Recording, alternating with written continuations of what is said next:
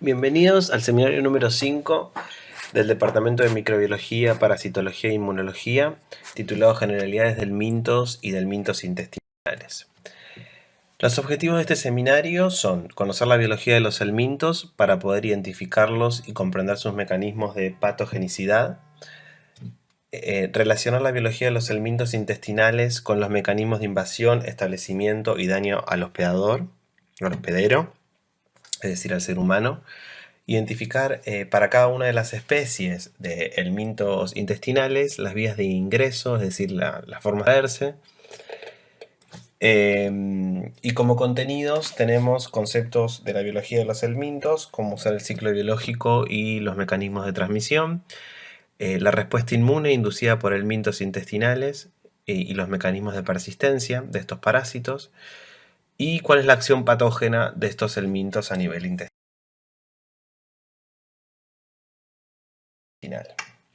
Los parásitos pueden clasificarse como organismos multicelulares o unicelulares.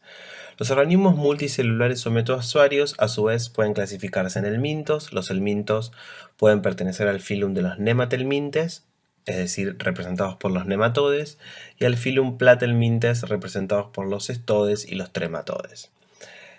Otros organismos multicelulares son los artrópodos, ¿sí? Los artrópodos pueden a su vez clasificarse en insectos y arácnidos. Son importantes porque son relevantes e importantes transmisores de enfermedades no solamente parasitarias, sino también bacterianas en muchos casos y virales, ¿sí? Como por ejemplo los mosquitos. Y luego tenemos a los organismos unicelulares, que son los protozoarios, que vamos a ver en los seminarios también siguientes. Los helmintos, ¿sí? Entonces representados por los nematodes, los cestodes y los trematodes, son organismos multicelulares invertebrados.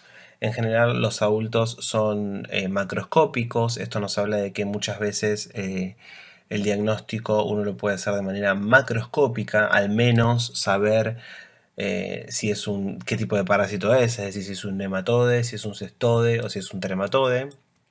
Presentan simetría bilateral. Son organismos extracelulares, ¿sí? A excepción, a nivel de la importancia médica, a excepción de las larvas 1 de la especie Trichinella, la especie Trichinella spiralis en particular y el género Trichinella, que se encuentran dentro de la célula muscular modificada, que vamos a ver en los seminarios siguientes. Además, los helmintos poseen un sistema muscular, nervioso, excretor y reproductor rudimentario, ¿sí? El sistema reproductor es rudimentario, ¿sí? En los nematodes, la mayoría de ellos presentan reproducción de tipo sexual, ¿sí? Todos tienen sexos separados, pero la única excepción es el caso de estrongiloides, donde la reproducción es asexual por partenogénesis en el caso del ser humano. Lo vamos a ver en este seminario más adelante. Y para el caso de los cestodes y los trematodes también tienen una reproducción de tipo sexual, pero ellos son organismos hermafroditas. En el caso de la excepción de los trematodes es el caso de esquistosoma, ¿sí? Que tiene sexos separados. Además, estos parásitos tienen un metabolismo de tipo anaerobio facultativo, son fermentadores aeróbicos y anaeróbicos, no oxidan completamente la glucosa, dióxido de carbono y agua, sino que producen compuestos intermediarios, ¿sí? La dependencia de muchos de los helmintos al oxígeno varía según la especie, ¿sí? Por ejemplo, en algunos parásitos denominados uncinarias, que vamos a ver más adelante, aparentemente obtienen el oxígeno a través de la oximoglobina de la sangre, es decir, son parásitos hematófagos que necesitan sí o sí consumir oxígeno a través de ese tejido. A diferencia, por ejemplo, de las larvas de otros helmintos que cumplen su ciclo en algunas partes en el ambiente, donde disponen del oxígeno de manera mucho más abundante y luego deben adaptarse a condiciones donde la tensión de oxígeno es mucho menor, por ejemplo, en el tracto gastrointestinal. En el caso de los platelmintos, son incapaces, además, de sintetizar ácidos grasos y esteroles, y los cestodes tienen la glucosa como única fuente de energía, es decir, no pueden oxidar. En lo que respecta a los ciclos biológicos de los helmintos intestinales, ¿sí? Y en particular en los nematodes, decimos que tienen ciclos biológicos de tipo directos o monoxenos, ¿sí? Monoxenos es un sinónimo de ciclos biológicos directos. La única excepción es el caso de las filarias, que tienen ciclos biológicos de tipo indirectos porque presentan a los mosquitos como hospedadores intermediarios.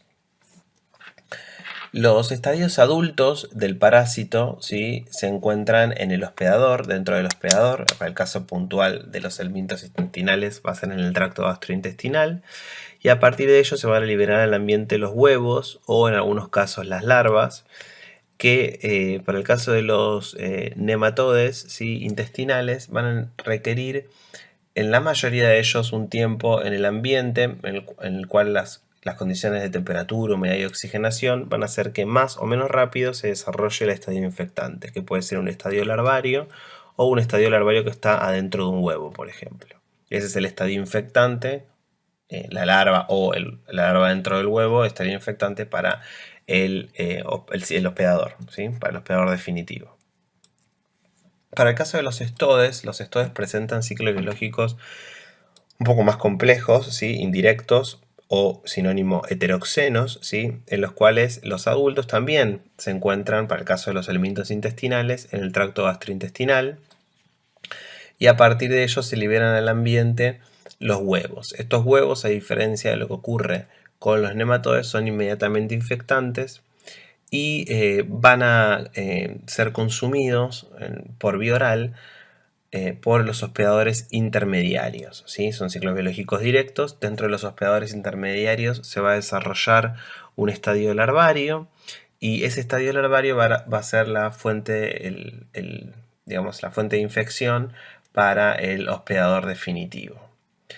La única excepción, es decir, todos presentan ciclos biológicos indirectos, pero el ciclo biológico de Immunolepis nana, que vamos a ver también más adelante, presenta, es decir, puede tener ciclos biológicos directos e indirectos, pero el que tiene más relevancia en medicina humana y en el ser humano es el ciclo biológico de tipo directo. Entonces, estas son características propias de los nematodes. Sí, los nematodes, como ven ahí, son cilíndricos, presentan sexos separados y el dimorfismo sexual es bastante evidente. Además, ellos presentan un pseudoceloma, ¿sí?, que a diferencia del celoma verdadero no deriva de la capa media embrionaria. El interior del parásito su interior es como líquido, ¿sí?, se lo llama hemolinfa, como el líquido corporal interno de los artrópodos. Es decir, los artrópodos y los nematodes comparten varias características biológicas. Y el sistema nervioso, el digestivo y el circulatorio están en su interior. Y además, todo este pseudoceloma participa del esqueleto hidrostático responsable de la motilidad del nematode. Es decir, la cavidad pseudocelómica junto con la pared corporal del nematode participa en la locomoción, ¿sí?, del nematode, formando un esqueleto de tipo hidrostático. La pared corporal de los nematodes se compone primero por una cutícula, luego una hipodermis y la musculatura. La cutícula tiene varias capas, es inerte y es muy resistente, y es permeable a los gases, por lo que participa, ¿sí?, en la respiración. Es decir, la respiración ocurre a través de la cutícula. ¿Cómo funciona este esqueleto hidrostático al que les decía, el que les comentaba previamente? Es decir, la diferencia de presión hidrostática en la cavidad celómica favorece la locomoción del nematode, potenciando la acción de la musculatura, ¿sí? La cutícula es extensible, ¿sí?, a altas presiones hidrostáticas, lo que contribuye al desplazamiento. El tubo digestivo, como ven en ese gráfico, en el caso de los nematodes, es completo, ¿sí? Presenta boca, faringe, esófago, recto, ano y tiene una salida al exterior. El sistema nervioso tiene 4 troncos longitudinales que se intercomunican en 2 círculos, las papilas sensoriales, y es decir, que son círculos que son las papilas sensoriales. Los canales iónicos que permiten la entrada de neurotransmisores y afectan la función muscular muchas veces son blancos de varios fármacos contra nematodes. Algunos de ellos son igualmente efectivos contra artrópodos porque tienen los mismos canales iónicos. Entonces, fíjense, estos son los nematodes intestinales que ustedes tienen que sí o sí saber. Uno de ellos es uno de los más distribuidos a nivel mundial, que es Ascaris lumbricoides. Fíjense que hay un macho y una hembra, y que pueden tener un tamaño de hasta 30 centímetros. El otro de ellos es Trichuris trichuria. Trichuris trichuria se lo denomina como, digamos, de manera un poco más vulgar, como el gusano látigo. Fíjense que tiene el extremo más finito, es el extremo anterior, y este parásito se encuentra, se perfora la mucosa del intestino grueso y digamos que está como incrustado dentro de la mucosa del intestino grueso, y tiene un tamaño de 3 a 5 centímetros. También hay un dimorfismo sexual. Enterobius vermicularis es uno de los más pequeños, uno de los, no el más pequeño, pero es mucho más chiquito, así que Ascaris lumbricoides o que Trichuris puede llegar a medir hasta 1 centímetro. Ancylostoma duodenale y Necaton americanus representan lo que denominamos las uncinarias. Fíjense que el tamaño entre ambos es bastante similar, pero ronda un centímetro aproximadamente. Y la hembra de Strongyloides stercolaris, que mide aproximadamente 2 milímetros. ¿Por qué dice la hembra? Porque el único estadio que es parásito, en el caso de Strongyloides stercolaris, es la hembra. En todos los otros parásitos, ambos sexos son parásitos. Es decir, son estadios parasitarios.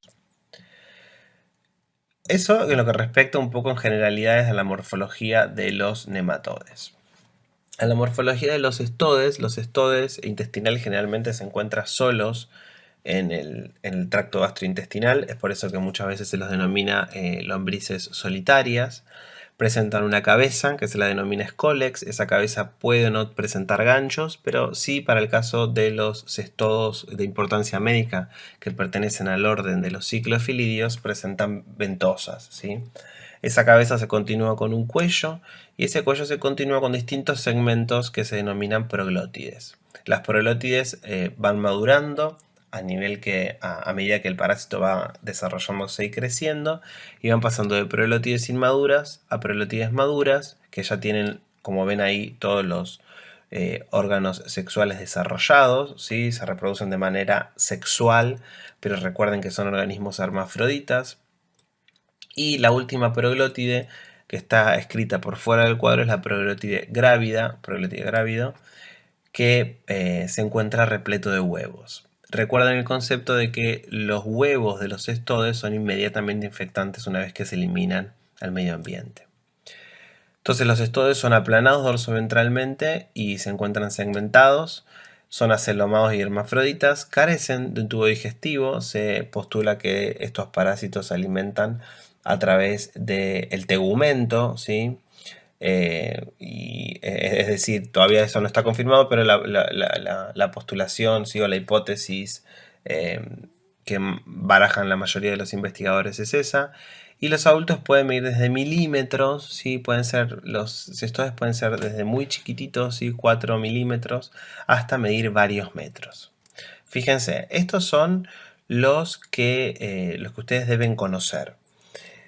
Los que tienen mayor relevancia e importancia médica a nivel del intestino, los estodes intestinales, que son Taenia solium, que puede llegar a medir de 2 a 7 metros. Taenia solium, su scolex, presenta una doble corona de ganchos. Y para la proglótide, fíjense que la proglótide es más larga que ancha y presenta menos de 12 ramas uterinas. Conocer el número de ramas uterinas de la proglótide es importante para hacer el diagnóstico. El otro parásito que deben conocer es Taenia saginata. Taenia saginata puede llegar a medir hasta 10 metros. El scolex de la Taenia es inerme, no presenta ganchos.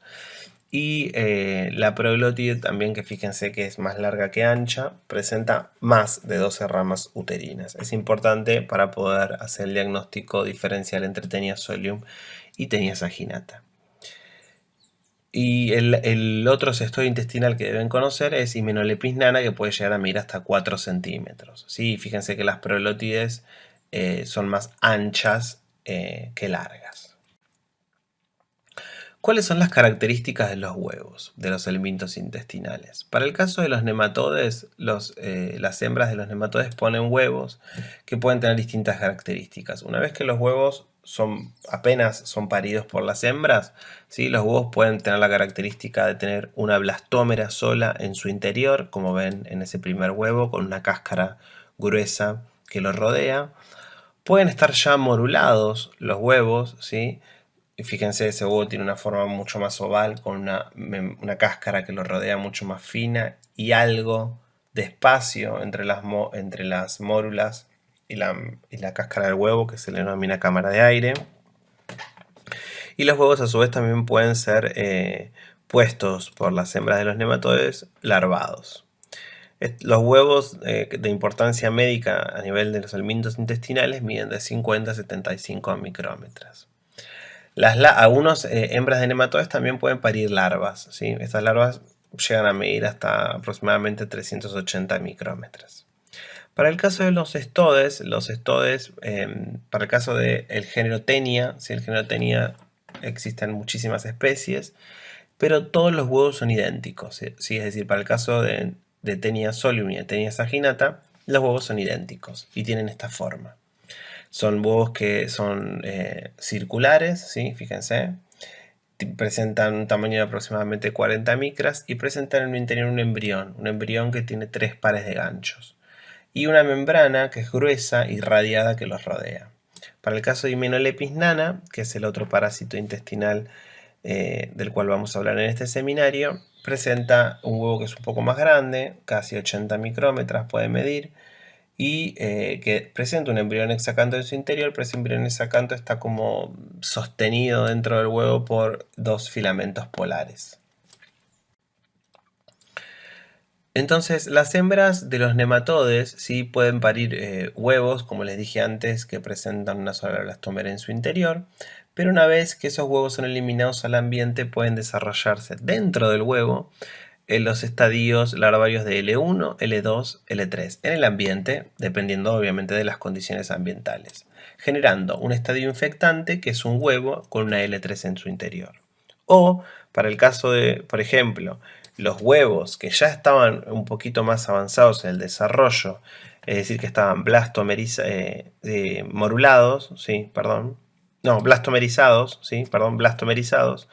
De ese huevo, cuando es eliminado del ambiente, va a salir una L1, ¿sí? Que se va a desarrollar el estadio de L3 y el estadio infectante va a ser una larva en el estadio de L3. Y para el caso de las hembras que ponen larvas, ¿sí? Estadios de L1, directamente, las larvas 1 pueden diferenciarse de L3 rápidamente dentro del hospedador o en el ambiente, ¿sí?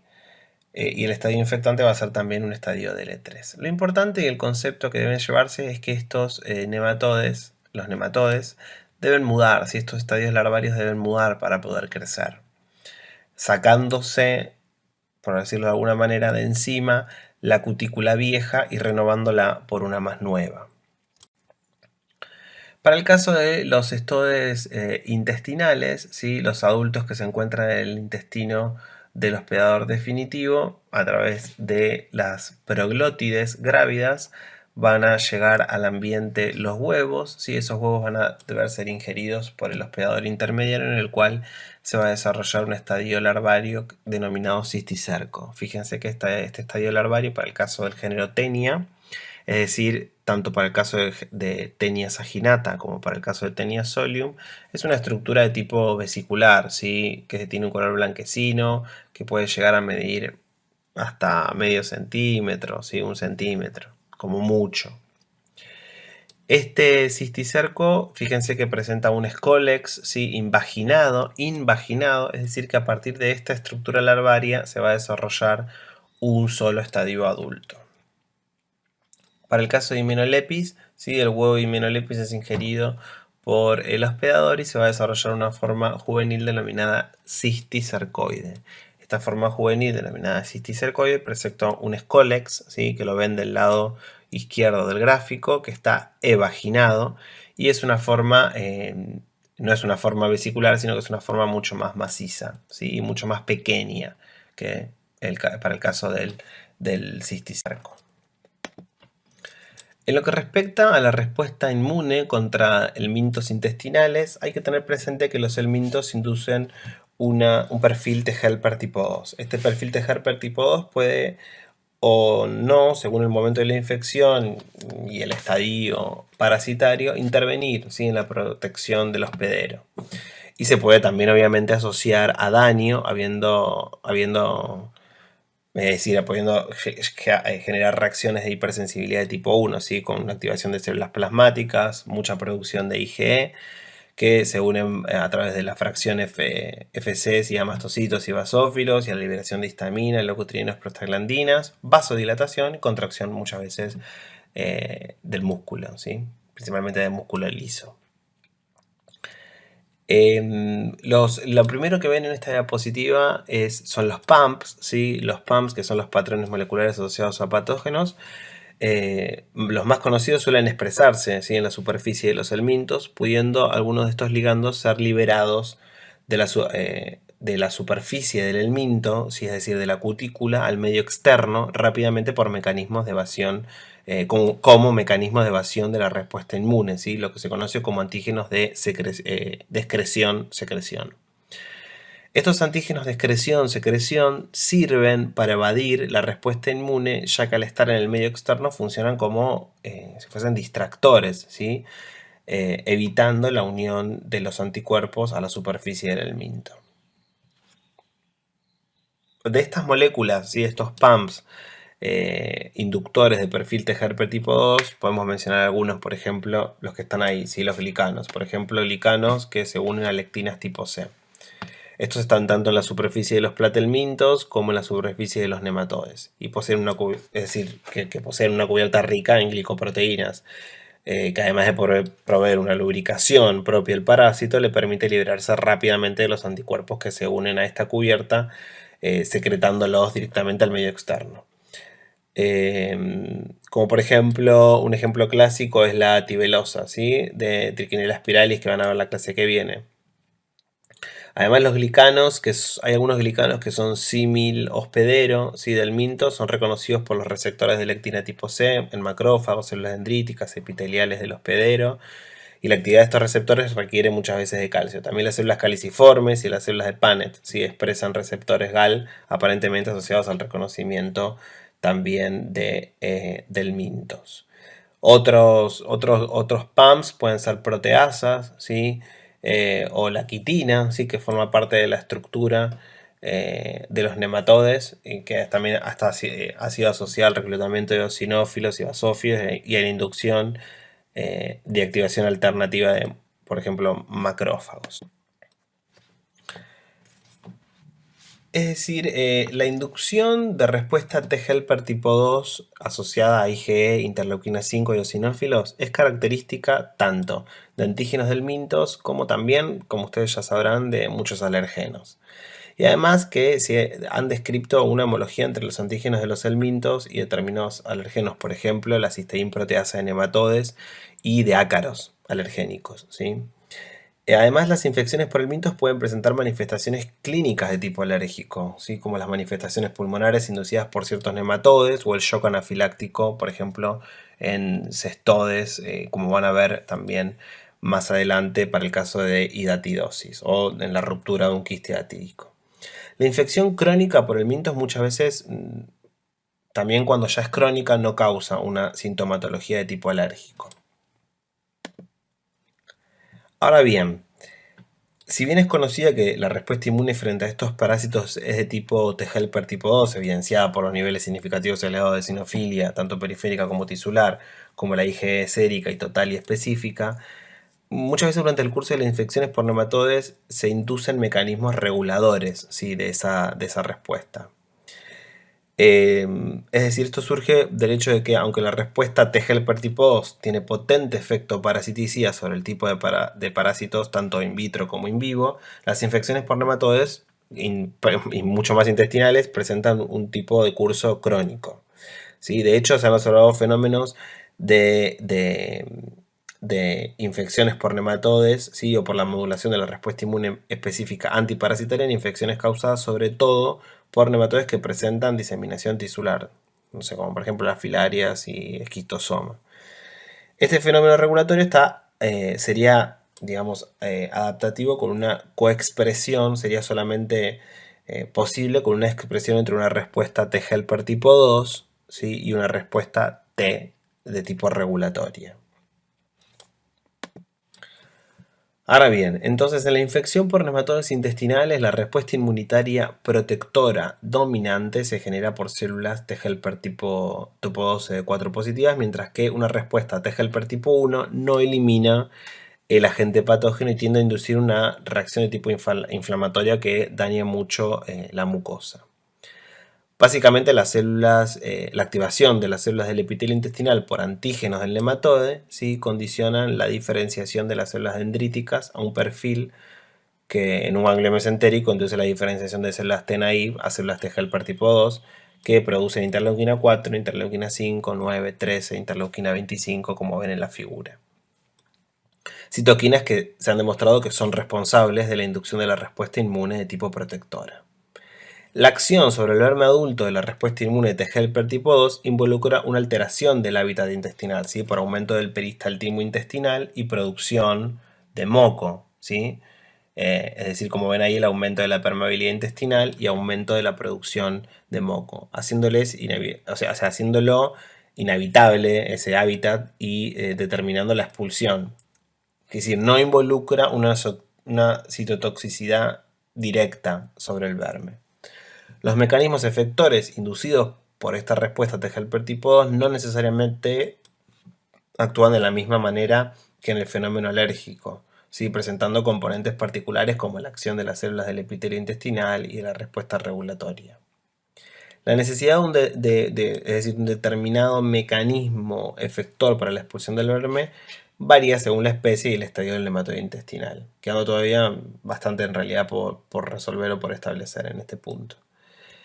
Entre los mecanismos efectores caracterizados inducidos por las citoquinas T helper tipo 2 en esta respuesta podemos mencionar, por ejemplo, la interleuquina 3, la interleuquina 4 y la interleuquina 9, ¿sí?, que reclutan y activan mastocitos de la mucosa intestinal. ¿Sí? Los mastocitos migran al epitelio y secretan proteasas de mastocitos de las mucosas tipo Shenway, TGF beta 1, también, que es crítico para la activación de este tipo de proteasas de mastocitos y que también aumenta mucho la permeabilidad de la barrera intestinal, ¿sí?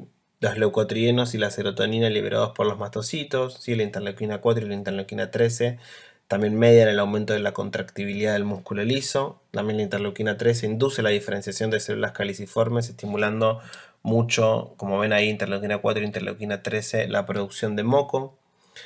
La interleuquina 13 también producida tanto por células T helper tipo 2 como también por células las natural killer intraepiteliales estimulan cambios fisiológicos en las células del epitelio intestinal, ¿sí?, incluyendo la inducción del aumento del recambio, ¿sí?, de células del epitelio intestinal que, es decir, de alguna manera desacomoda el verme o lo saca el verme de su nicho intestinal y sirve para también un poco acelerar su expulsión.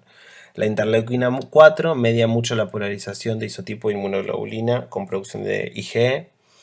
Así que al unirse a los mastocitos y a los eosinófilos provoca la desgranulación de los mismos con liberación de mediadores y activación de mastocitos mediada por IgE. Después la respuesta de tipo T regulatoria inducida por la infección por nematodes intestinales a través de las citoquinas interleuquina 10 y TGF-beta puede muchas veces controlar la patología asociada, ¿sí?, con la infección.